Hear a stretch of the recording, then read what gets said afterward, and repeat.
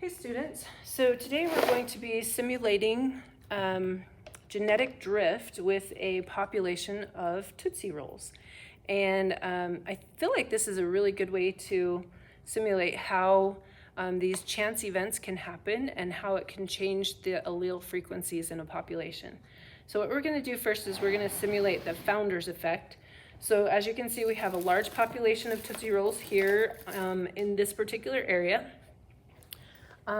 These ones represent all of the variations that we have of Tootsie Rolls. So we've got orange, green, pink, blue, and yellow.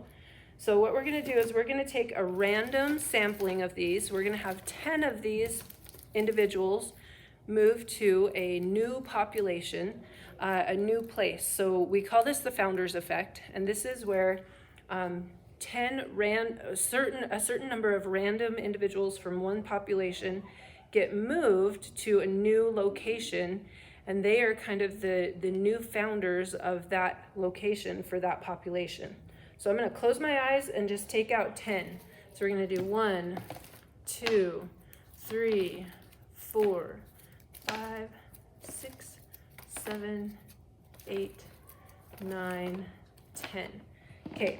So what we have here is a population that is new to this area, and we would keep track of this by just drawing a table out and keeping track of the different generations as we go. So I'm going to write this out on the counter right here. So we're going to have generation 1, 2, 3, 4, 5, and 6. And then we've got our 5 different colors here. So we've got blue, pink, yellow, green, and orange. Okay. So these are just going to help, this is just going to help us organize and see if we can look at the way that these genes in this population change. So right now for generation 1, I've got 4 greens, 2 blues, 2 pinks, 1 orange, and 1 yellow. Okay. So what's going to happen is I have them lined up here in a row, and we're just going to randomly pick 5 of them. So I'm just going to mix them up. And I'm going to pick 5 out, and these are the 5 that are going to be fit enough to reproduce. And 5, okay? So now, these ones are going to reproduce, and these ones are not going to reproduce. Okay, so this population, because of their fitness, these ones are allowed to reproduce, and these ones are not allowed to reproduce. And so when they reproduce, they're going to produce 2 of their same variation in the next generation, okay? So now I have my generation 2, and what I'm going to keep track of is how many of each color I have in each generation. So I've got 1, 2, 3, 4, 5, 6 pinks in generation 2, 4 blues, 6 greens, even though green didn't reproduce much, 1 yellow, and 1 orange. Okay, so we're gonna jumble them up, and we're gonna pick 5 more that are fit to reproduce. So 1, 2, 3, 4, 5. Okay, so these ones are ones that we want that are going to be able to reproduce. So 2 for each individual. And the whole idea behind this is to kind of show you how genes can change over time, how the gene pool changes over time. So now I've got 1, 2, 3, 4, 5, 6 blues for generation 3. 1, 2, 3, 4, 5, 6, 7, 8, 9, 10 greens. That jumped fast. 2, 4, 6, 8 pinks.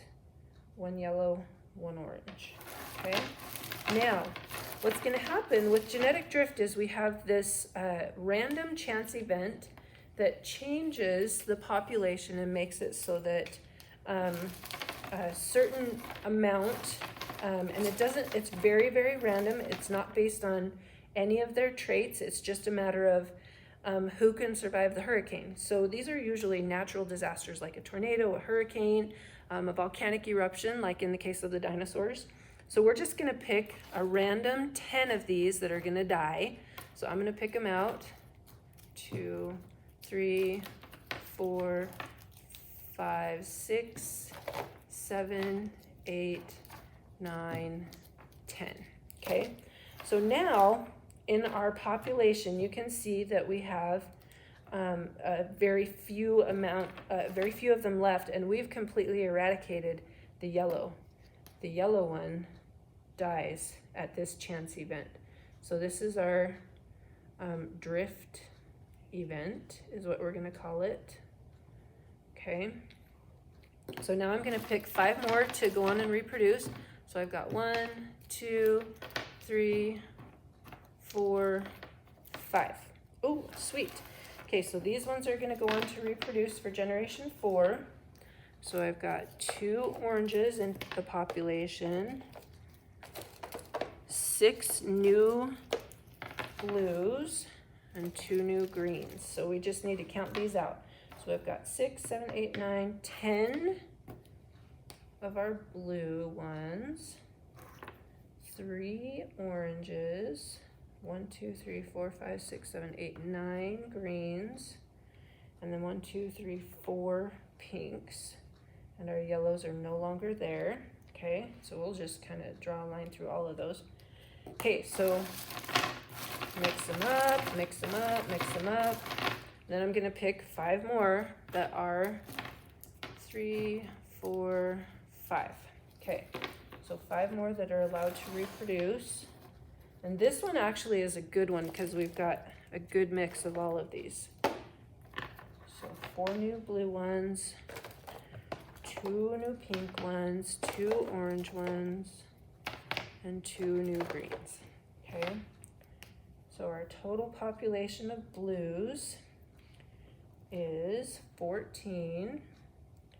Our total population of greens is gonna be 11. Total population of oranges will be 5. And our total population of pinks will be 6. Okay. Now, if we simulate another chance event at the end of this, let's say that half the population gets knocked out. We've got about